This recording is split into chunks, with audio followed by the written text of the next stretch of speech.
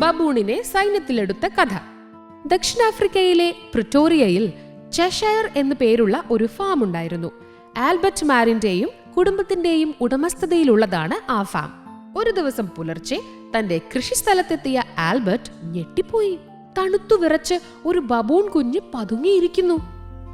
ദക്ഷിണാഫ്രിക്കയിൽ ധാരാളമായി കാണുന്ന ചാക്മ ഇനത്തിൽപ്പെട്ട ബബൂണാണ്. കുഞ്ഞു ബബൂണിനെ ആൽബർട്ട് കയ്യിലെടുത്തു. തന്റെ കമ്പിളിക്കുപ്പായം ഊരി പുതപ്പിച്ചു. അതോടെ അവൻ ആൽബർട്ടിന്റെ ശരീരത്തോട് കുറച്ചുകൂടി ചേർന്നിരുന്നു. ബബൂൺ കുഞ്ഞിനെ ആൽബർട്ട് വീട്ടിലേക്ക് കൊണ്ടുവന്നു. എല്ലാവർക്കും അവന് ഇഷ്ടായിട്ടോ.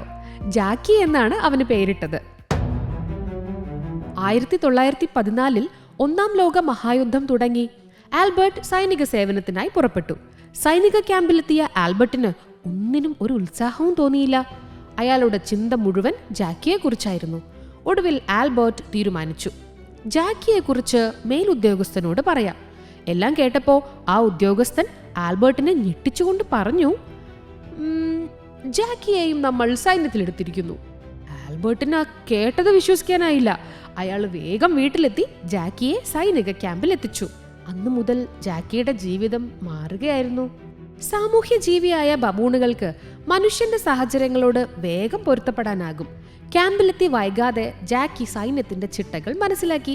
യൂണിഫോം ഇട്ട് തൊപ്പി വെച്ച് അവൻ സല്യൂട്ട് ചെയ്തു. മേലുദ്യോഗസ്ഥരെ തിരിച്ചറിയാൻ ജാക്കിക്ക് പ്രത്യേക കഴിവായിരുന്നു. ഭക്ഷണമേശയിൽ ഫോക്കും സ്പൂണും ഉപയോഗിച്ച് ഏറ്റവും വൃത്തിയിലാണ് അവൻ ഭക്ഷണം കഴിച്ചത്. വൃത്തിയായി കുളിക്കാനും മറ്റ് സൈനികർക്കൊപ്പം കൃത്യസമയത്ത് മാർച്ച് പാസ്റ്റിൽ പങ്കെടുക്കാനും അവനും ഉണ്ടായിരുന്നു. രാത്രിയിൽ സൈനികരോടൊപ്പം അവനും കാവൽ നിൽക്കും. അവന്റെ അസാമാന്യമായ കാഴ്ചശക്തിയും കേൾവിശക്തിയും പല അപകടങ്ങളിൽ നിന്നും അവരെ രക്ഷിച്ചു. കിടങ്ങുകളിൽ പതിയിരുന്ന ഷെല്ലുകളിൽ നിന്ന് രക്ഷ നേടാനുള്ള മതിലുകൾ ഉണ്ടാക്കുന്ന ജോലിയിൽ ജാക്കിയും ചേർന്നു. മഞ്ഞുകാലം തുടങ്ങി. വർഷം 1916. യുദ്ധം തുടരുകയാണ്. ആൽബർട്ടും ജാക്കിയും ഉൾപ്പെടെയുള്ളവർ ഈജിപ്തിലാണ്. ഇതിനിടയിൽ ആൽബർട്ടിന് പരിക്കേറ്റു. രക്ഷാപ്രവർത്തകരെത്തും വരെ ജാക്കി തന്റെ യജമാനന് കാവൽ നിന്നു. 1918 ജാക്കിക്കും ഷെല്ലാക്രമണത്തിൽ പരുക്കേറ്റു.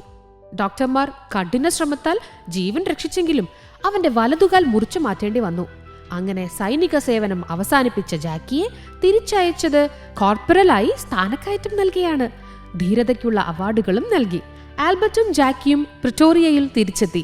റെഡ് ക്രോസിന്റെ ധനശേഖരണത്തിനായുള്ള ചില പരിപാടികളിൽ പിന്നീട് കുറച്ചുനാൾ പങ്കെടുത്തു. 1921 ഫാമിലെ വീടിന് തീ പിടിച്ചു. ആൽബർട്ട് ഒരു വിധത്തിൽ രക്ഷപ്പെട്ടെങ്കിലും ജാക്കിയെ രക്ഷിക്കാനായില്ല. യുദ്ധഭൂമിയിൽ പോലും പതറാതെ നിന്ന ആ ധീരൻ അങ്ങനെ അഗ്നിക്കിരയായി.